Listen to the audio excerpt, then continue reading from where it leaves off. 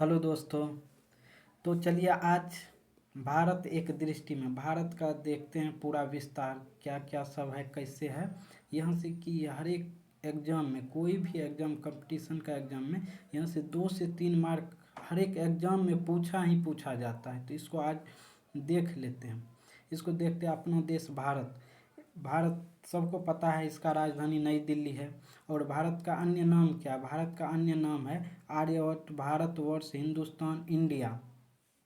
और एक इसका भौगोलिक स्थिति क्या है? भौगोलिक स्थिति अपना भारत जो है उत्तरी गोलार्ध में स्थित है। अपना भारत उत्तरी और पूर्वी गोलार्ध में स्थित है। भारत उत्तरी, जैसे देखिए पूरा वर्ल्ड का मैप देखिए तो भारत का स्थिति यहाँ पे है। यहाँ पे भारत, अपना भारत स्थिति है। तो ये तो ऊपर उत्तर होता है, इधर क्या होता है? पूरब। तो भारत क्या है?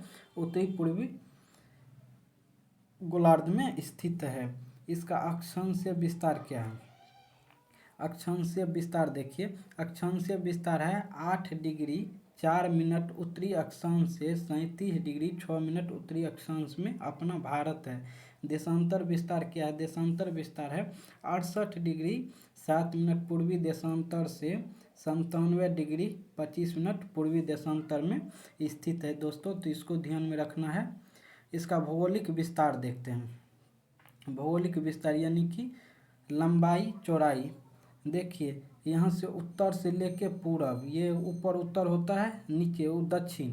इसके बाद इधर क्या होता है? इधर पश्चिम, इधर पूरब। तो देखिए इसका भौगोलिक विस्तार, भौगोलिक विस्तार लंबाई में उत्तर से लेके दक्षिण, उत्तर से कश्मीर से लेके यहाँ तक कितना है?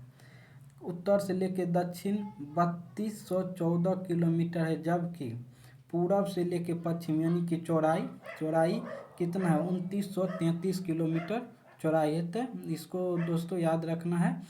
भौगोलिक विस्तार उत्तर से दक्षिण 3214 किलोमीटर, जबकि पूरब से पश्चिम 2933 किलोमीटर है।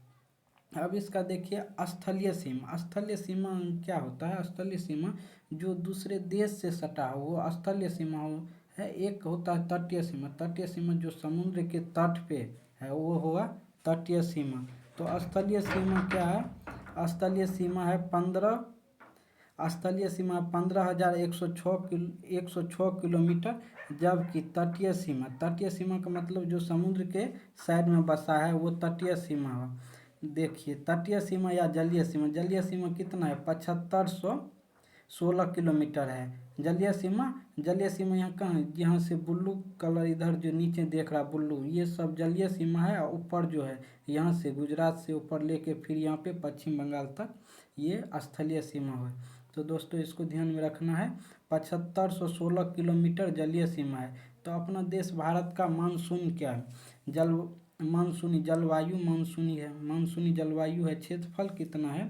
क्षेत्रफल है 32,87,263 वर्ग किलोमीटर, जो कि 2.4% है। पूरे विश्व का 2.4% क्षेत्रफल भारत है। क्षेत्रफल की दृष्टि से विश्व में स्थान है।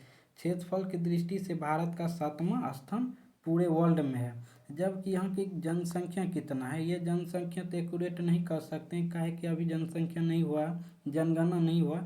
तो भी इसका एक आंकड़ा है 125 करोड़ लगभग जनसंख्या भारत के, जो विश्व के कुल जनसंख्या का 17% है। इसमें पुरुष का जनसंख्या कितना है? पुरुष का जनसंख्या है 622 करोड़ लगभग पुरुष जनसंख्या। महिला 587 करोड़ लगभग महिला की जनसंख्या। ग्रामीण जनसंख्या का प्रतिशत कितना है?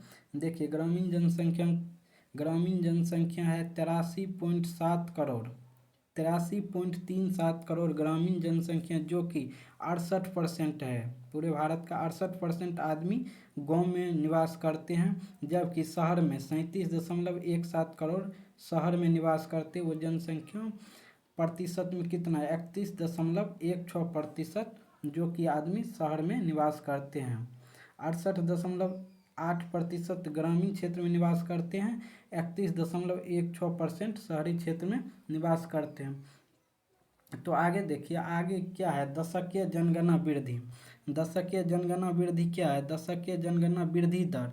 दशकीय जनगणना वृद्धि दर 2001 से लेकर 11 तक में जो ये आंकड़ा आया था वो है 17.64, यानी कि 10 वर्ष में 17.64 पूरे देश का जो जनसंख्या है उसमें इतना 17.64 वृद्धि हुआ।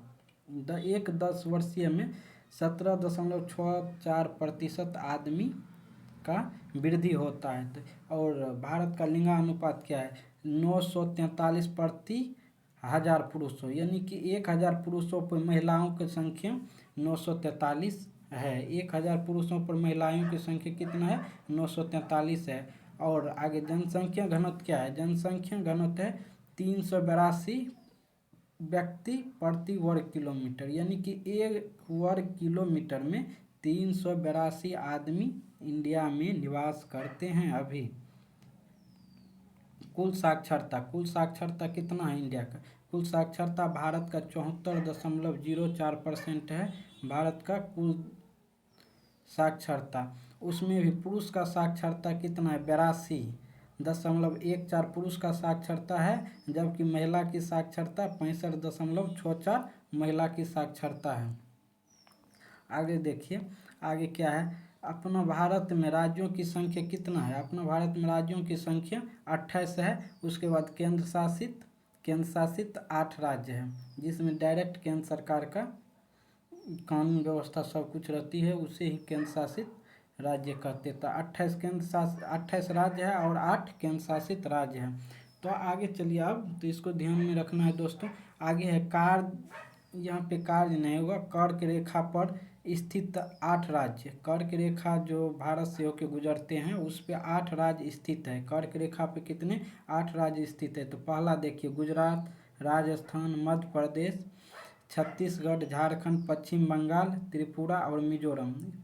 गुजरात, राजस्थान, मध्य प्रदेश, छत्तीसगढ़, झारखंड, पश्चिम बंगाल, त्रिपुरा एवं मिजोरम है। तो दोस्तों इसको याद रखना है, गुजरात, राजस्थान, मध्य प्रदेश, छत्तीसगढ़, झारखंड, पश्चिम बंगाल, त्रिपुरा एवं मिजोरम है। ये क्या हो, ये कर्क रेखा जो जिस राज्य होके गुजरती है तो उसी राज्य है ये। गुजरात, राजस्थान, मध्य प्रदेश, छत्तीसगढ़, झारखंड, पश्चिम बंगाल, त्रिपुरा एवं मिजोरम, ये सभी राज्यों से कर्क रेखा गुजरती है, जो कि भारत को 2 भागों में विभाजित करते हैं कर्क रेखा। तो देखिए, समय रेखा जो है ये 5 राज्य से होकर गुजरती है। एक उत्तर प्रदेश, मध्य प्रदेश, छत्तीसगढ़, उड़ीसा और आंध्र प्रदेश। तो दोस्तों यहाँ से एक क्वेश्चन आपको आ सकता है, क्वेश्चन ऐसा आएगा कि कौन ऐसा राज्य है जिससे समय रेखा और कर्क रेखा तो दोनों गुजरते हैं, कौन ऐसा राज्य है जिससे समय रेखा और कर्क रेखा दोनों गुजरते हैं। तो दोस्तों यहाँ से अगर आपको ये याद रहता है तो आप डायरेक्ट बता सकते हैं कर्क रेखा किस किस से गुजरता है, गुजरात, राजस्थान, मध्य प्रदेश, छत्तीसगढ़, झारखंड, पश्चिम बंगाल, त्रिपुरा एवं मिजोरम। और समय रेखा देखिए, उत्तर प्रदेश, मध्य प्रदेश, छत्तीसगढ़, उड़ीसा। तो इसमें 2 कॉमन राज्य कौन होता है, एक आया मध्य प्रदेश, छत्तीसगढ़, एक क्या है इसमें भी देखिए, इसमें क्या है, ये मध्य प्रदेश, छत्तीसगढ़ इसमें भी है। उसके बाद तो कोई इसमें कॉमन नहीं आता है। तो इसको याद रखना है, 2 ऐसा राज्य है जिससे कर्क रेखा और समय रेखा दोनों गुजरता है। तो आगे देखिए, अंतर्राष्ट्रीय सीमा संलग्न राज्य, यानी कि अंतर्राष्ट्रीय यानी कि दूसरे देश से कौन कौन राज्य ऐसा जो सटा हुआ। तो 18 राज्य ऐसे हैं जो दूसरे देश से सटा हुआ है।